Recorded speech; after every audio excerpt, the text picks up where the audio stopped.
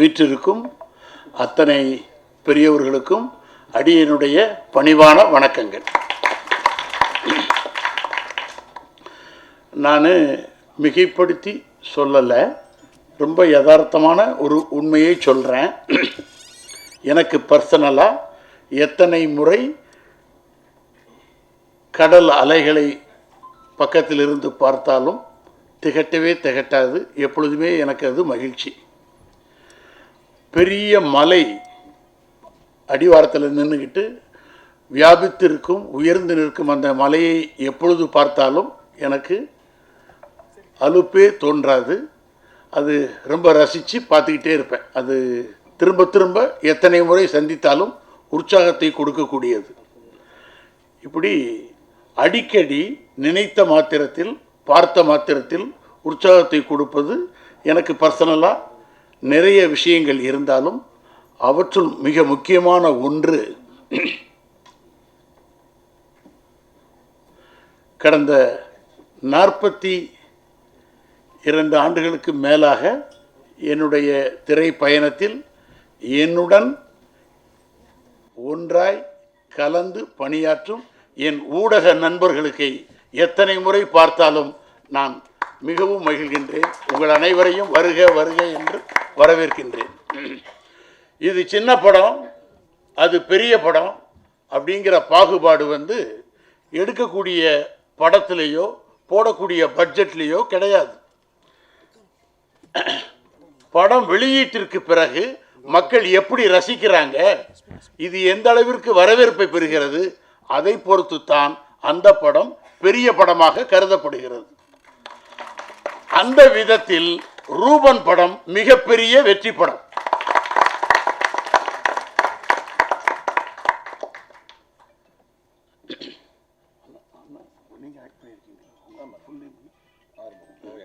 நம்ம இந்த திரைப்படத்துக்கு ஒரு பெரிய பெக்யூலியாரிட்டி இருக்கு.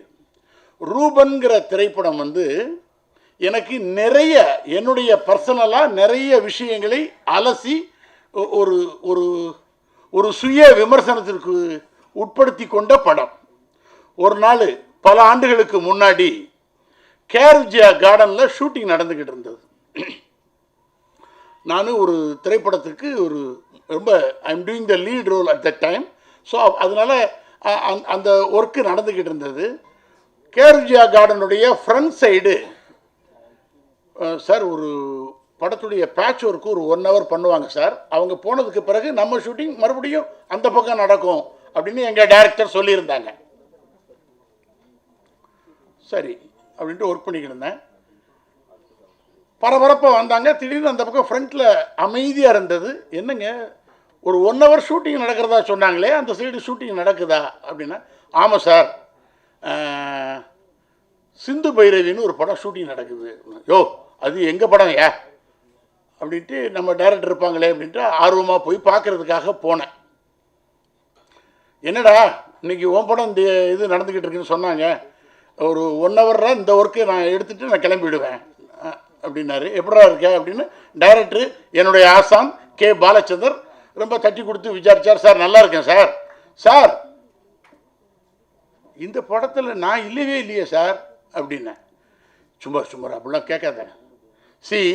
நீ கேரியரில் வளர்ந்துக்கிட்டு வரும் பொழுது, உனக்கு நல்ல நல்ல வாய்ப்புகள் பெரிய பெரிய வேஷங்கள் கிடைக்கும் பொழுது, வலுக்கட்டாயமாக நான் இந்த படத்தில் இருப்பேன் அப்படின்னு நீ உள்ளே புகுந்தேன்னு வையி, இதில் உனக்கு வாய்ப்பே இல்லை, ரோலே இல்லை. சார் ரோல் இல்லைன்னா பரவாயில்ல அண்ணா, நீங்கள் பேசுகிறீங்களா நான் பேச வேணேன். சரி சார் ரோலே இல்லை, இதுலலாம் உனக்கு ஒர்க்கு கிடையாது. நான் தான் சொல்லிட்டேனடா, நீ திருப்பி திருப்பி ரோல்னா எப்படி இது ஒரு சீனு ஒரு ஷாட்டுக்கெல்லாம் வரணுங்கிறியா அப்படின்னா. அப்போ நான் டைரக்டர்கிட்ட ஒரு தாழ்மையான ஒரு விண்ணப்பத்தை நான் வைத்தேன்.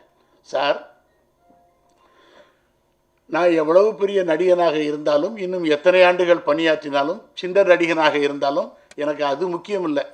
என்னை முதல்ல சார்லின்னு பேர் வைத்து நீங்கள் அறிமுகப்படுத்தினீங்க.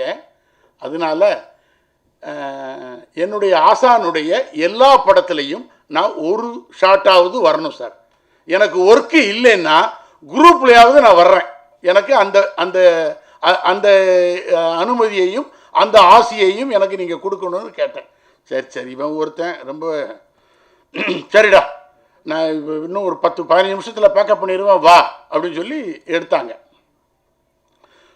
அந்த படம் ரிலீஸ் ஆகி பெரிய வெற்றியாச்சு. அப்போது ஒரே ஒரு காட்சியில் வருகிறார் சார்லி, அரங்கை அதிர வைக்கிறார் அப்படின்னு சொல்லி பத்திரிகை நண்பர்கள்லாம் விமர்சனங்களில் குறிப்பிட்டு பாராட்டி எழுதியிருந்தாங்க சிந்து பைரவி படத்தில். அது என்ன ஆச்சுன்னா, அதே தருணத்தில் இன்னொரு திரைப்படம் சில்லூர் ஜூப்ளி படமாக ஓடிக்கிட்டு இருந்தது எனக்கு. இப்போது எனக்கு வர வேண்டிய வாய்ப்பு எப்படி வருது அப்படின்னா, இவரை படம் ஃபுல்லாக போட்டு எடுக்கிறக்கூடிய அந்த மாதிரி ரோலுக்கு கூப்பிடவா, இல்லை ஒரு சீனில் போட்டாலும் அவர் தான் சரின்னு தானே சொல்கிறாரு அதுக்கு கூப்பிடவா அப்படிங்கிற ஒரு பெரிய ஒரு டிரான்சிட் ஸ்டேஜ். அது என்ன சொல்லுவாங்கன்னா, ஒரு நடிகனுடைய கேரியரில் ரொம்ப முக்கியமான தருணம் என்னன்னா, என்னுடைய சரியான வாய்ப்பு கிடைத்தும் நான் சின்ன வேஷம் கொடுத்தா பரவாயில்ல சார் அப்படின்னு செய்யக்கூடிய லெவலில் இறக்கக்கூடிய ஒரு நிலைமையாக மாறிடும் அந்த தருணம். ஸோ இது எப்படி வென்றெடுக்கிறது அப்படின்னா, இன்னொரு விதத்தில் வென்றெடுக்கலாம். எப்படின்னா, இந்த இந்த இந்த அருணாச்சலம் ரோட்டில்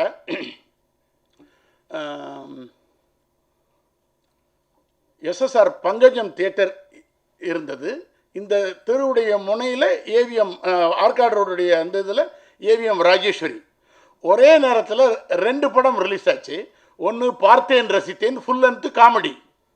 எனக்கு ஹிலேரியஸாக காமெடின்னா அவ்வளவு உளுந்து உளுந்து சிரிக்கிறாங்க, மக்கள் பெரிய வரவேற்பு கொடுக்குறாங்க, எனக்கு பெரிய மகிழ்ச்சி. அங்கே வெற்றி கொடி கட்டு படம் பிரமாதமான குணச்சித்திரம். வெளியே வரும்போது அழுதுகிட்டே வர்றாங்க, சார் அப்படி பிரமாதமாக இருக்குது சார் அப்படின்னு சொல்லி ஒரு உணர்ச்சி பொங்க வெளியே வந்தது. எனக்கு உள்ளுக்குள்ளே என்னன்னா, இது எப்படி வரவேற்பை பெறப்போகிறது அப்படின்னா, சில தருணங்கள் சில விஷயங்களை ஏற்று செய்வதன் மூலமாக, சில பாத்திரங்களை எதிர்கொள்வதன் மூலமாக ஒரு நடிகன் எப்படி அங்கீகரிக்கப்படுகிறான் என்றால், மக்கள் மத்தியில் சார் அவருக்கு இமேஜிங்கிறது கிடையாது சார், எதை கொடுத்தாலும் சரியாக செய்வார் என்று நிரூபிக்கிறதுக்கு நிறைய படங்கள் எனக்கு தேவைப்பட்டது. நண்பர்களே, எனக்கு அந்த மாதிரி ஒரு தருணத்தில் போரூர் ராஜா, அப்புறம் கரூர் இளம் கார்த்திகேயன், அப்புறம் அண்ணன் வந்து கோவை ஆறுமுகன். ஏன்னா அவர் எனக்கு பெட்டு, நான் அவரை செல்லமாக கோவைன்னு கூப்பிடுவேன். அதனால தான் டக்குன்னு ஆறுமுகன், கோவை ஆறுமுகன். இந்த 3 பேர் சேர்ந்து ஒரு அற்புதமான ஒரு படம் நாங்கள் பண்ணுறோம் சார்லி சார், அந்த ப்ராஜெக்டில் நீங்கள் இடம் பெறணும் சார். நீங்கள் சொல்லுகிற வார்த்தையே பிரமாதமான வார்த்தை. நீங்கள் எங்கள் ப்ராஜெக்டில் வந்து ஒர்க் பண்ணுங்கன்னு சொன்னால் அதோடைய மீனிங் வேறு. எங்கள் ப்ராஜெக்டில் நீங்கள் இடம் பெறணும்னு சொன்னால் எனக்கு நீங்கள் ஒரு சின்ன வேஷம் கொடுக்க போகிறீங்கன்னு அர்த்தம். ஆனால் இப்போ தப்பாக நினச்சிக்காதீங்கன்னா, எனக்கு கொடுக்குன்ற பொழுது கொஞ்சம் நல்ல வேஷமாக பார்த்து கொடுங்க. நான் த்ரூட்டாக ஒரு 15 நாள் ஒரு 12 நாள் இருந்தால் தான் ஸ்பேஸ் இந்த ஃபில்ம் ரொம்ப முக்கியம். குறிப்பாக ஒரு ஊரில் ஒரு ராஜகுமாரி, அதிலிருந்தே நான் ஆரம்பித்து எப்படி துவங்கி வருதுன்னா, கிருமி, மாநகரம், இந்த மாதிரி படங்களுக்கெல்லாம் பிறகு நான் இந்த மாதிரி ஒரு ஸ்பேஸ் இந்த ஃபில்ம் ஒரு நடிகனுக்கு முக்கியம், எனக்கு நீங்கள் ஹெல்ப் பண்ணுங்க அப்படின்னு என் தயாரிப்பாளர்கள்ட்ட நான் ஒரு விண்ணப்பத்தை வச்சேன். அவங்க சொன்னாங்க, சார் நீங்கள் சொல்கிற பாயிண்ட் வந்து கரெக்டான பாயிண்ட் சார், நாங்கள் வந்து கோடிக்கணக்கில் இன்வெஸ்ட் பண்ணி மிகப்பெரிய அந்த மாதிரிலாம் கிடையாது சார், நாங்கள் ஒரு எளிமையான தயாரிப்பாளர்கள். ஆனால் எங்கள் படம் ரிலீஸ் ஆகின்ற பொழுது சார், அதாவது ராஜா, இளங்கார்த்திகேயன், ஆறுமுகம், இந்த 3 நண்பர்கள் சேர்ந்து நாங்கள் ஒற்றுமையாக எடுக்கக்கூடிய இந்த படம் ஒரு சின்ன படமாக இருக்கலாம், ஆனால் எங்ககிட்ட வாங்குகிற அந்த டிஸ்ட்ரிபியூட்டர்ஸ் எங்களால் பலன் அடையணுங்கிற எண்ணத்தோடு நாங்கள் எடுக்கிறோம் சார், அவங்களுக்கு நிச்சயமாக லாபம் வரணும் அப்படின்னு ஒரு வார்த்தையை சொன்னாங்க. எனக்கு அந்த வார்த்தை பிடித்தது. எப்படியாவது இதை எஸ்கேப் பண்ணிட்டு அடுத்து போனோம் அப்படிங்கிற வார்த்தையெல்லாம் பயன்படுத்தாமல், சார் இந்த படம் நாங்கள் எளிமையாக சிக்கனமாக எடுக்கிற படம் தான், ஆனால் இதை வாங்கி பையர்ஸ் இருக்காங்கல்ல, அது 4 பேருக்கு லாபத்தை கொடுக்கணுங்கிற எண்ணம் நிச்சயமாக இந்த ரூபன் திரைப்படத்தை மிக மிக உயரத்தில் கொண்டு செல்லும். இன்னொரு முக்கியமான காரணம், இந்த படத்துடைய டைரக்டர் ஐயப்பன் சார். சில இயக்குனர்கள் உதாரணமாக சார் அவர் நல்லா ஜம்ப் பண்ணுவார் சார், அப்படின்னா எங்கே ஜம்ப் பண்ணுங்க அப்படின்னா டக்குன்னு ஜம்ப் பண்ணிடுவார். ஆனால் அவங்க பிரமாதமாக விசில் அடிப்பாங்கண்ணே. எங்கே விசில் அடிங்க அப்படின்னா விசில் அடிச்சிடலாம். சார் இவங்க சூப்பராக பாடுவாங்க சார் அப்படின்னா பிரமாதமாக பாடி காட்டிடலாம். சார் இவர் பிரமாதமாக டைரக்ட் பண்ணுவார் அப்படின்னா அதுக்கு அடுத்த ஸ்டேஜ் என்னன்னா, மிக மிக வேதனையான விஷயம், தன் கனவை செல்லுலாயில் பதிவு பண்ணுற வரைக்கும் ஒரு இயக்குனர் அடையாளம் காணப்பட மாட்டார். நண்பர்களே, இந்த ஐயப்பன்கிற படைப்பாளி தலை சிறந்த இயக்குனர், மிக பிரமாதமான இயக்குனர். அவருக்கு இந்த திரைப்படத்திற்கு பிறகு மட்டுமல்ல, என்றும் சினிமாவில் சாதிக்கக்கூடிய மிகப்பெரிய சாதனைக்குரிய இயக்குனர். ஏன் இவ்வளவு அழுத்தமாக நான் சொல்ல வர்றேன் அப்படின்னா, நான் எத்தனையோ எண்ணற்ற இயக்குனர்களோட ஒர்க் பண்ணியிருக்கேன். நிறைய சில இயக்குனர்கள்லாம் என்னை நேசிக்கும், நான் நேசிக்கும். எங்கள் டைரக்டர் ஃபாசில் சார் ஒரு தடவை சொன்னார், சார்லி நீ நடந்து வந்து இதை இப்படி செய்யணும் அப்படின்னு நான் சீன் சொல்லிட்டேன், நீ எப்படி செய்யறியோ அதுக்கேற்ற மாதிரி நான் ஷாட் வைக்க போகிறேன், செய் அப்படின்னு சொல்லியெல்லாம் என்னை நேசித்து உயர்த்தி பிடித்த இயக்குனர்கள் எத்தனையோ பேர் இருக்கிறார்கள். ஆனால் இந்த டைரக்டர் ஐயப்பன் சார் எப்படின்னா, எடிட்டர் வெர்ஷன்லேயே ஃபில்ம் பண்ணக்கூடிய இயக்குனர். நிறைய எடுத்துட்டு அண்ணா அது எதுவுமே படத்தில் வரலண்ணா அப்படின்னு சொல்கிறதுக்கு பதிலாக தான் படத்தில் எதை பதிவு பண்ணணுமோ அதை மட்டுமே எடுக்கக்கூடிய ஒரு ஒப்பற்ற ஆற்றல் மிக்க இயக்குனர் ஐயப்பன். இந்த ஐயப்பனை மட்டுமல்லாமல் எங்கள் படக்குழுவினர் அத்தனை பேரையும் அந்த இறைவன் ஐயப்பனும் இறையருளும் என்றென்றும் காத்து இந்த ரூபன் திரைப்படம் வெற்றி வெற்றி வெற்றி என்று பறைசாற்றும் நிச்சயமாக உறுதி. அனைவருக்கும் நன்றி, வணக்கம். இந்த இனிய வாய்ப்பினை நல்கிய ஏகேஆர் ஃபியூச்சர் ஃபிலிம்ஸ் தயாரிப்பாளர்கள் மற்றும் இயக்குனர் அவர்களுக்கு என் நெஞ்சார்ந்த நன்றிகளை மட்டும்தான் தெரிவிக்க முடியும், வேற ஒன்றும் சொல்ல முடியாது. ஸோ இந்த படத்துக்குள்ள நிறைய விஷயங்கள் பேசலாம், எங்கள் டைம் இல்லாத காரணத்தினால என்னுடன் வேலூரிலிருந்து வரைக்கு தந்திருக்கும் என் சக இசைக்கலைஞர்கள் வேல் தமிழா, சக்தி ஸ்ரீதர், பெர்கஷன்ஸ் பிளேயர் ஆனந்த் மற்றும் சக்தி பின்னணி பாடி வந்திருக்காங்க, ஒரு ஸ்டாக் பாடியிருக்காங்க, அவங்களும் வந்திருக்காங்க. இப்போ ஹானர் பண்ண முடியாத நேரம். ஸோ இந்த படத்தில் வந்து நான் சாங்கெல்லாம் கம்போஸ் பண்ணி முடிச்சிட்டோம். ஆர்ஆர் பண்ணும்போது எனக்கு சின்ன ஒரு உடல்நிலை சரியில்லாமல் இருந்தது. ஸோ அந்த நேரத்தில் எனக்கு வந்து ரொம்ப ஹெல்ப்ஃபுல்லாக 2 பேர் இருந்தாங்க, அவங்கள நான் ஹானர் பண்ணி ஆகணும். அதில் சந்தோஷ் குமரேசன் அவர்கள் வந்திருக்காங்கன்னு நினைக்கிறேன். அவருக்கும் ராமர் அவருக்கும் இந்த நேரத்தில் நான் என் நன்றிகளை தெரிவிக்கணும். ஏன்னா என் கூட இருந்து ஆர்ஆருக்கெல்லாம் ரொம்ப துணையாக இருந்தாங்க. ஸோ அவங்களுக்கும் என்னுடன் இணைந்த பணியாற்றிய அனைத்து கலைஞர்களுக்கும் என் நன்றிகளை தெரிவித்துக்கொண்டு, இந்த படத்தில் வந்து 4 பாடல்கள், ஒன்றை வந்து விவி பிரசன்னா சார், அப்புறம் இப்போ ட்ரெண்டிங்காக இருக்கிற மகாலிங்கம் சார், சாய் சரண், அப்புறம் இந்த ஒரு பாடல் நானும் பாடியிருக்கேன். இந்த படத்தில் 4 பாடல்களும் எழுதியிருக்கேன். சினேகன் சார் ஒரு பாடல் எழுதியிருக்காங்க, செங்கதிர்வானின், அப்புறம் ஈரோடு முருகேசன் ஐயா அவர்கள் இருக்காங்க. ஆக்சுவலாக சில சாங் வந்து அன்பிலா சாங் வந்து நம்ம இயக்குனர் தான் எழுதினார் அந்த சாங்கை. ஸோ அவருக்கும் நன்றிகள் தெரிஞ்சுக்கொண்டு, ஏகேஆர் ஃபியூச்சர் ஃபிலிம்ஸ் நிறையா படங்களை தயாரிக்கணும், என்னை போல் நிறையா கலைஞர்களை உருவாக்கணும்னு சொல்லிட்டு வந்திருக்கிற மேடையில் அனைந்திருக்கும் அனைவருக்கும், ஊடகத்துறை நண்பர்கள் அனைவரும் எங்களுக்கு இந்த ஏகேஆர் திரைப்பட குழுவினை நீங்கள் நெக்ஸ்ட் லெவலுக்கு நீ கொண்டு போகணும்னு சொல்லி சிறந்த திறந்த வாழ்த்துக்களை தெரிவித்துக் கொள்கிறேன். நன்றி, வணக்கம். அனைவருக்கும் வணக்கம். என்ற பெயர் வந்து Kovai Arumugam. AKR future films அப்படிங்கிற கம்பெனியில் வந்து ஏ ஆறுமுகம், கே கார்த்திகேயன், ஆர் ராஜா, நாங்கள் 3 பேர் நண்பர்கள். நாங்கள் வந்து இந்த மாதிரி ஏகேஆர் ஃபியூச்சர் ஃபிலிம்ஸ்னு ஒரு கம்பெனி ஆரம்பிச்சிருக்கோம். நேரம் இல்லாத காரணத்தினால கம்மியாக பேசுகிறோம். ரூபன்கிற படம் ஐயப்பன் சார் மூலிமா நாங்கள் எடுத்திருக்கோம். இந்த படம் வர சனிக்கிழமை அன்னைக்கு ரிலீஸ் ஆகுது. தேட்டரில் போய் எல்லோரும் பார்த்து எங்களுக்கு பேராதரவு கொடுக்குமாறு அன்போடு கேட்டுக்கொள்கிறேன். நன்றி, வணக்கம். எல்லாத்துக்கும் இங்கே வந்திருந்த அனைவருக்கும், சிறப்பு விருந்தினர்களுக்கும் ரொம்ப நன்றிங்க. இந்த விழாவை சிறப்பித்த அனைவருக்கும் மிக்க நன்றி. எல்லோருக்கும் வணக்கம். ஏகேஆர் ஃபியூச்சர் ஃபிலிம்ஸின் முதல் படைப்பு, முத்தான படைப்பு ரூபன் திரைப்படம்.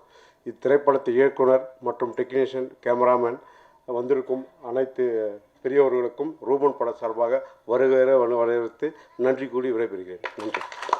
நான் நேரம் இல்லாத காரணத்தினால நிறைய என்னை வாழ்த்த வந்திருந்த நிறைய இயக்குனர்கள் பெரியவங்க, சார்லி சார், ஏன்னா எனக்கு பேசும்போதே என்ன பேசுகிறதுன்னு தெரியாமல் போச்சு. அவ்வளோ எனக்கு பிடிச்ச ஒரு அவர் ரொம்ப ரொம்ப நான் நேசித்த, ஏன்னா நிறையா டிஆர் சார் படங்கள் எல்லாம் நான் அவரை ரொம்ப ரசிக்கக்கூடிய ஒரு கேரக்டரு.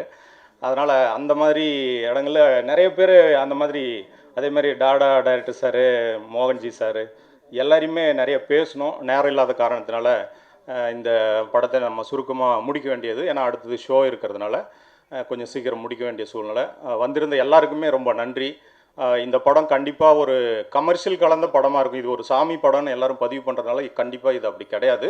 நீங்கள் சமீபத்தில் காந்தாரா, அனுமான் போன்ற படங்கள் வரிசையில் கண்டிப்பாக இந்த படம் இடம் பிடிக்கும். ரொம்ப நல்ல கமர்ஷியலோட இந்த படத்தை ஒரு தெய்வீகமாக நாங்கள் எடுத்திருக்கோம். இந்த தயாரிப்பாளர்கள் ரொம்ப ரொம்ப எங்களுக்கு சப்போர்ட் பண்ண விதம் பெரிய விஷயம். ஏன்னா சார்லி சார் சொன்ன மாதிரி ஒரு பெரிய சேலஞ்சிங் என்னென்னா, சினிமாவில் ஒரு சின்ன பட்ஜெட் கொடுத்துட்டு அதில் ஒரு பெரிய விஷுவல் காட்டுறதுன்றது ஒரு சவாலான விஷயம். நான் அந்த பெரிய விஷுவல் பண்ணுறதுக்கு நான் படித்த நாவல்கள் எனக்கு என்ன சொல்லுன்னா, எனக்கு கையில் கேமரா மட்டும் கொடு, எனக்கு அது போதும் அப்படின்னு எல்லா இடத்துலையும் சொல்லுவாங்க. ஏன்னா அது ஒன்று தான் நான் பேசுகிற ஆயுதமாக எல்லா இடத்துலையும் பார்க்கப்படுது. அதனால் அந்த ஆயுதத்தை எங்கிட்ட கொடுத்துட்டாங்க, நான் ஓடிட்டே இருந்தேன். அதனால் இந்த ப்ரொடியூசர்களுக்கு ரொம்ப நன்றி, வந்திருந்த எல்லாருக்கும் நன்றி. தேங்க்யூ.